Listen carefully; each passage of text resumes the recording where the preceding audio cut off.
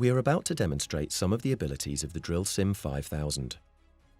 Prior to drilling, the student will need to shut down the trip tank and line up the active pit to the mud pumps and returns to the shakers. Via the Student Station touchscreens, the student has the ability to select what active pit to use, transfer fluids around the surface network, and even change the type and density of the desired drilling fluid.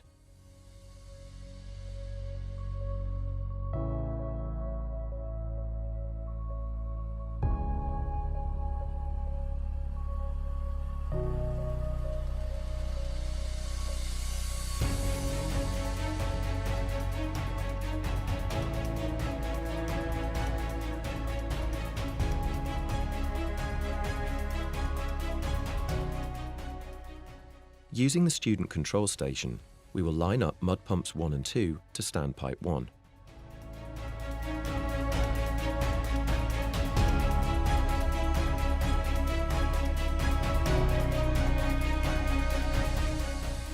We will then line up the choke line to the mud gas separator and have the manifold lined up for the hard shut-in method with the auto choke fully closed.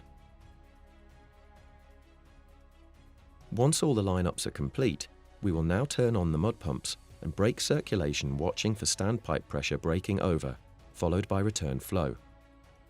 Note that flow line and drainback volumes are all fully configurable via the instructor station. Once returns are established, we start the TDS and rotation while bringing the pumps up to drilling flow rate.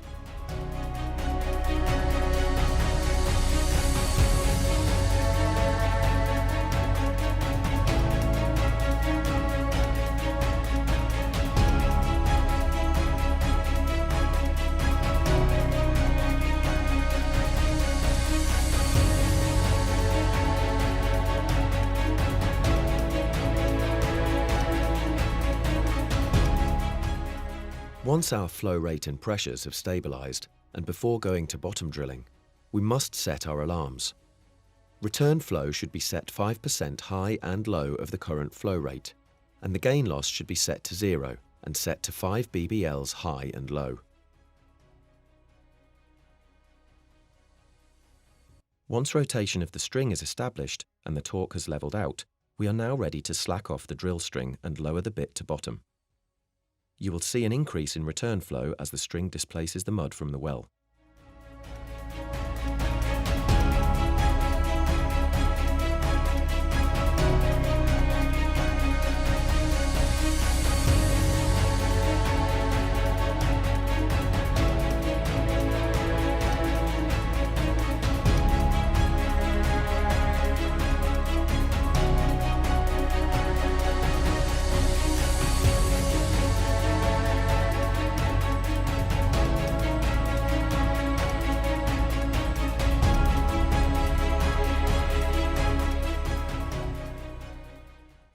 The driller tags bottom and drills ahead slowly, increasing the weight on bit to 20 kg.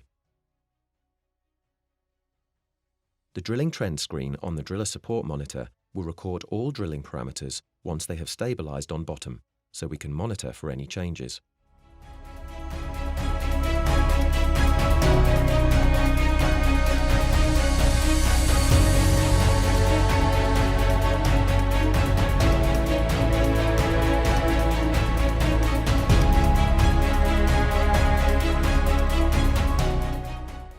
For an enhanced learning experience, the downhole graphics display gives the student real-time footage of what is happening at the bit. This can easily be disabled via the instructor station, depending on the lesson or training that is being delivered.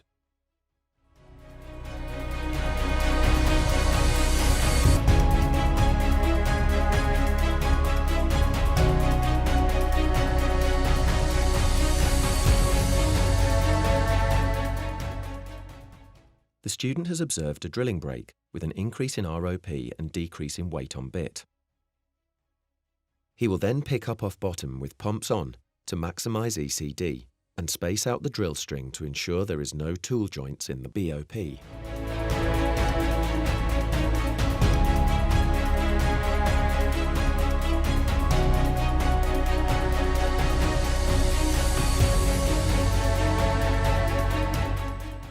Then shut down the pumps and flow check the well on the trip tank.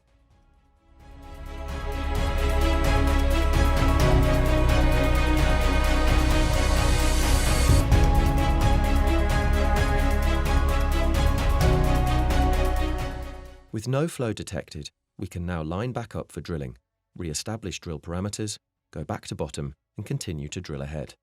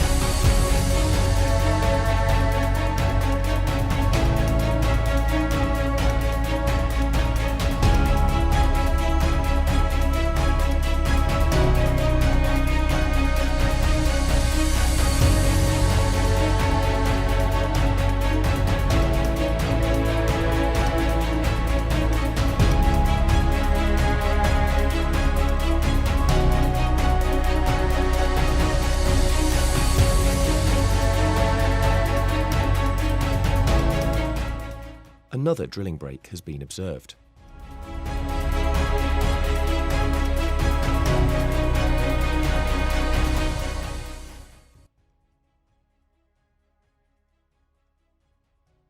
And this time with an indication of increase in return flow.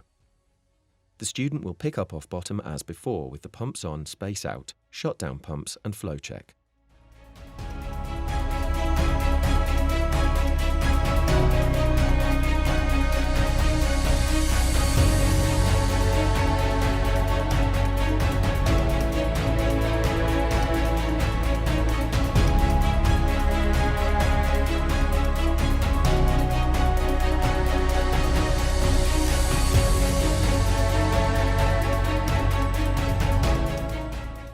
By the time we have spaced out, there is already an increase in the gain loss, and when the pumps go off, we have a positive indication the well is flowing.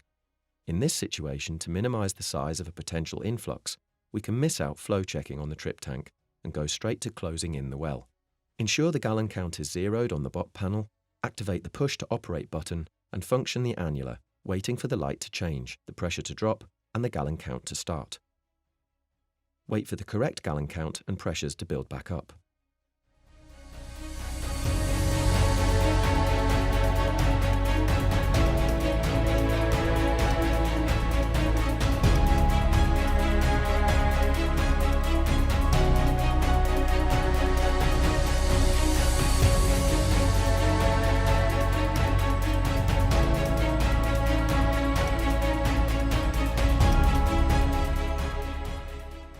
Verify return flow has stopped via the driller's console.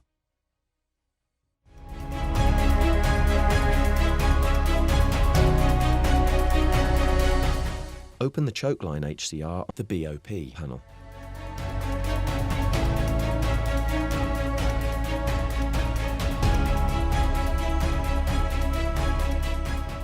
We can then go to the choke panel and start recording initial shut pressures. At this stage, the well is now secure, and we have time to think and prepare for the well kill operation, which would be the next phase in the well control training.